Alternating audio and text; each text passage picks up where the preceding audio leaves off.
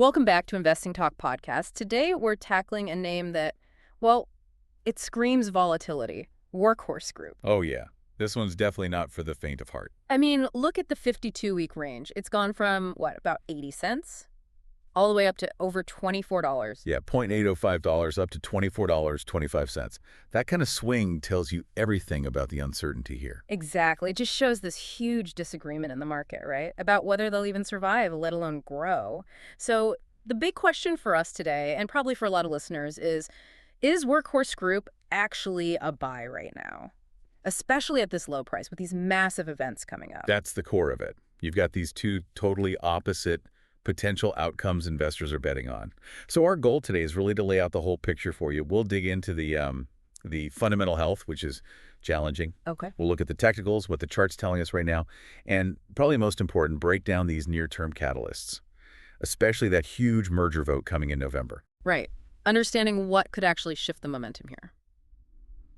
Okay, before we jump in properly, just a quick reminder to you listening. We try to give you the info you need, quick and clear. So if you find this helpful, please do hit subscribe, give us a like, maybe leave a comment. And hey, if there's another company you want us to analyze like this, just drop it in the comments below. We definitely look at those suggestions. All right, let's start with the fundamentals. Got to ground ourselves in the numbers first. The financial health check. Yeah, and starting with the top line, the revenue. Well, it's a bit concerning. Understatement, maybe? What are the numbers? Well, for 2024, Workhorse reported $6.62 million in revenue. Okay. $6.6 million.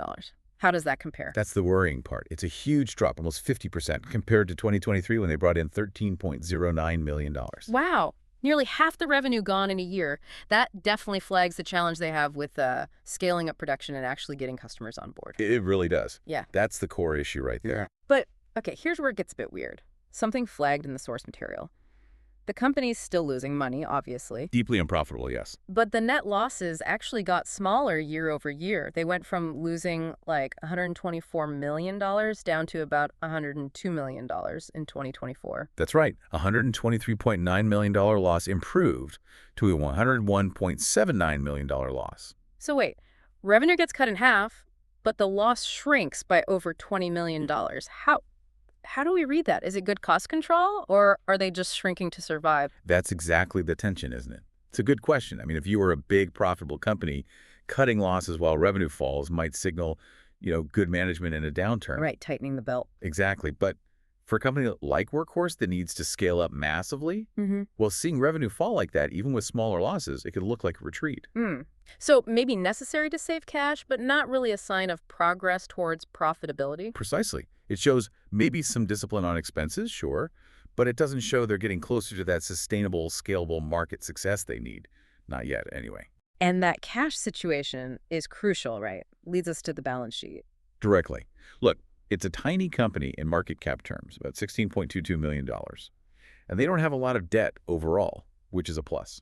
A small cushion. Okay, low debt is good, but they're just burning through cash, consistently negative free cash flow. And in the EV manufacturing world, that cash burn is like a ticking clock, isn't it? Absolutely. Negative cash flow means one thing eventually. You need more money. So the source material is pretty clear on this. Expect more capital raises. Yeah, it explicitly says additional capital raises might be necessary if this burn rate continues, and the analysts seem to agree. The forecast for 2025 earnings per share is still deep in the red, like negative $7.78. Okay, so financials paint a pretty bleak picture. Distress signals everywhere. Yes. Yet the stock still has this, speculative appeal, this potential massive upside. So let's shift gears. What's the actual business case? What market are they even targeting? Okay, the whole investment idea here really leans heavily on the sector they're in. Workhorse is focused specifically on zero-emission commercial vehicles, primarily for that last-mile delivery market. Right, the vans bringing packages to your door. Exactly. And that segment has huge tailwinds. Think about the growth of e-commerce, plus all the regulatory pressure and incentives pushing fleets towards electrification. The trend is definitely their friend. So the market's growing. But what makes Workhorse special in this, increasingly crowded EV space? What's their edge? Well, their claim is they're proprietary EV platforms designed specifically for this last-mile job. And they did try to get in early, securing some commercial fleet partnerships. So they were an early mover. They position themselves that way, yeah. The potential advantage, their moat, if you like, would be perfecting that specific vehicle type and locking in big fleet contracts before the giant automakers fully pivot to this niche. But going back to that revenue drop, clearly getting customers to actually buy in volume, that's the massive hurdle. Why is it so tough in the commercial fleet world specifically? It's a few things. Fleet sales cycles are just long, Yeah. really long, sometimes 18 months, 2 years even. Okay. And fleet managers, they need absolute certainty. They need proof these vehicles can take a beating hundreds of thousands of miles with almost no downtime. That requires tons of testing. Makes sense. Reliability is key. Totally. Plus, think about the switching cost for an established fleet. Moving from diesel or gas trucks they know, it means retraining mechanics, investing in charging infrastructure, taking a gamble on something unproven. Right. It's a big operational shift. It is. So Workhorse has to constantly prove a better total cost of ownership over many years. And that's incredibly hard when you're burning cash and trying to ramp up manufacturing at the same time. And doing all this while giants are waking up. You mentioned competition. Oh, it's intense. Yeah. You have other EV specialists, some well-funded, but now the big global OEMs, they're accelerating their own electric commercial vehicle plans too. So it's David versus multiple Goliaths, really. Limited resources against almost unlimited ones. That sums it up pretty well. It's a very high-stakes game they're playing. Okay, let's look at what the stock price itself is telling us now. The technical picture. As of October 18th, 2025, it's hovering around $1.03. Yeah, and that price really reflects the market's current, well, pessimism about those execution risks we just talked about. How does that show up technically? Well, the big signal is that it's trading way below its key moving averages. The 50-day average is up at $1.29, and the longer-term 200-day is at $1.18. Both above the current price. Significantly. Trading below both like that, it shows clear downward momentum. It suggests, institutions aren't really stepping in with conviction right now. What about momentum indicators? Is it looking oversold, maybe finding a bottom? The RSI, the 14-day Relative Strength Index, is at 33.33, which is sort of neutral, maybe slightly leaning towards oversold. So maybe the selling is slowing down, but not a strong buy signal yet. Exactly. It suggests the immediate pressure might be easing off, but it's not flashing green by any means. What's really striking, though, is the beta. It's 2.80. Wow, 2.80, that's high. So it moves almost 3 times as much as the overall market. Basically, yes. It amplifies every market swing up or down, which totally explains that crazy 52-week range you mentioned at the start. Extreme volatility is baked in. And the short-term forecasts. Any clues there?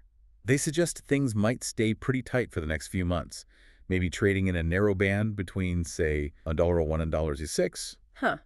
So support right around that dollar mark and resistance maybe $1.30. That seems to be the consensus view, yeah. Yeah. Near-term support at $1, resistance around $1.30. It feels like the market's just Paused, holding its breath. waiting for something. Which brings us to the catalysts. This is it.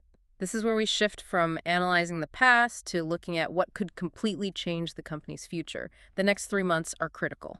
Not just important, like potentially make or break critical. Absolutely. And the absolute main event is the shareholder vote on merging with Motive Electric Trucks. That's scheduled for November 12th, 2025, and it's an all-stock deal. Okay, the Motive merger. We've mentioned it's critical. We really need to unpack this.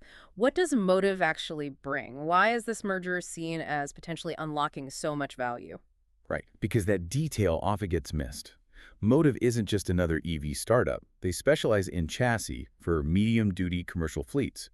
Think bigger trucks like Class 4, 5, 6, the kind used for city deliveries, utility work. Okay, so a slightly different market segment than Workhorse's main focus. Exactly. And crucially, Motive's approach is often about providing the electric powertrain for existing, established truck bodies. Right. They already have commercial relationships, they have trucks deployed, and they have some actual, albeit modest, revenue coming in from a more established part of the market. Ah, I see. So Workhorse focuses on the last-mile vans, their own platform. Motive brings experience, maybe some revenue in heavier trucks, potentially electrifying existing designs. You got it. The idea, according to the source material, isn't just cleaning up the balance sheet. It's about adding commercial stability and diversifying the product lineup. Motive's existing traction and slightly different tech approach reduces Workhorse's complete dependence on successfully scaling its own last-mile vans from zero. So the combined company is potentially more resilient, wider footprint. That's the bet. That's what the analysts seem to be banking on with those really high price targets we'll get to.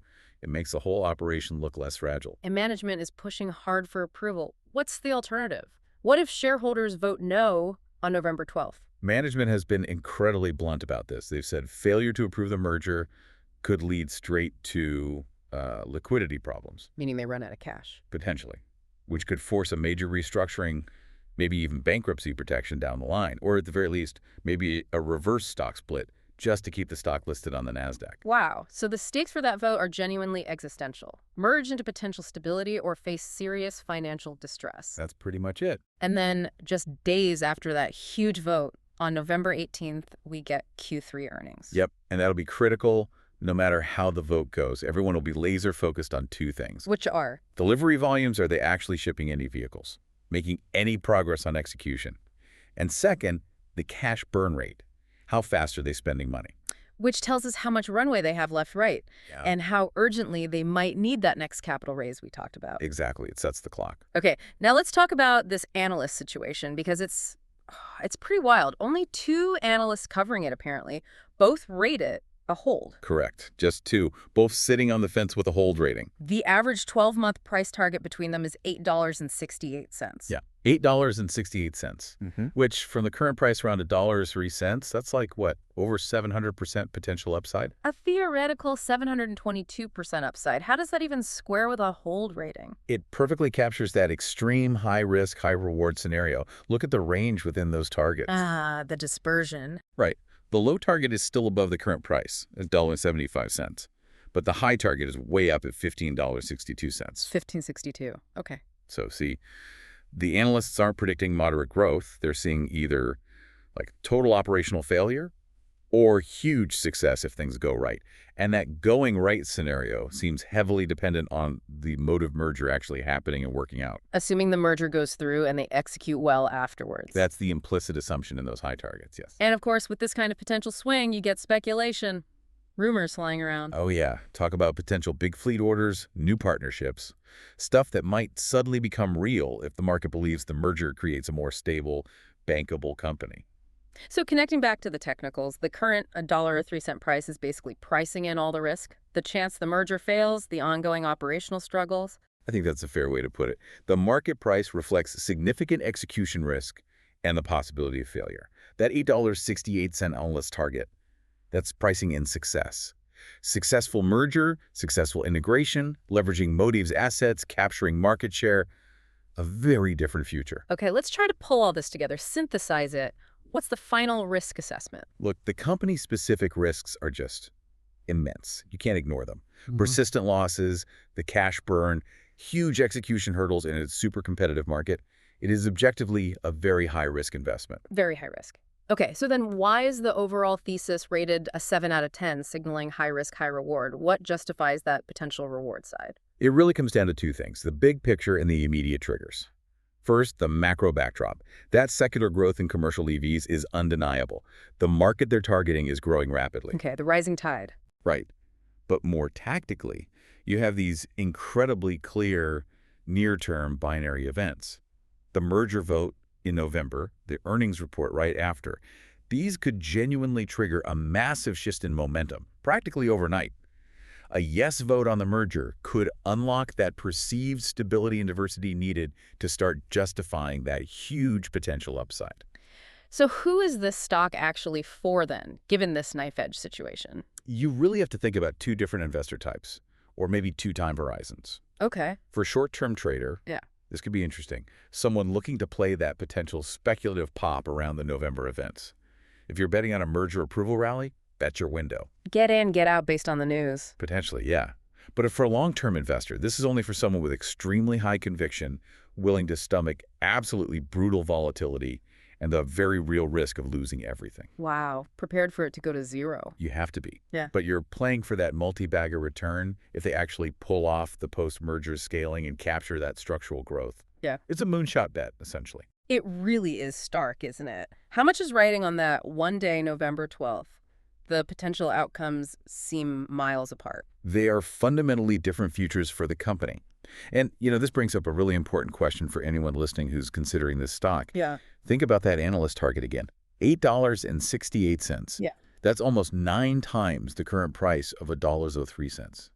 It suggests the market, right now, is pricing in the risk. The risk of merger failure, the risk of operational stumbles, maybe even a liquidity crisis. Okay. While the analysts with that high target, they're pricing in the success. The merger works, execution improves, growth accelerates. So the question for you, the listener, is, which of those futures, the liquidity crisis path or the sustained diversified growth path, do you think is more likely when you look at Workhorse today? Because your answer to that really determines whether there's an immediate opportunity here or not.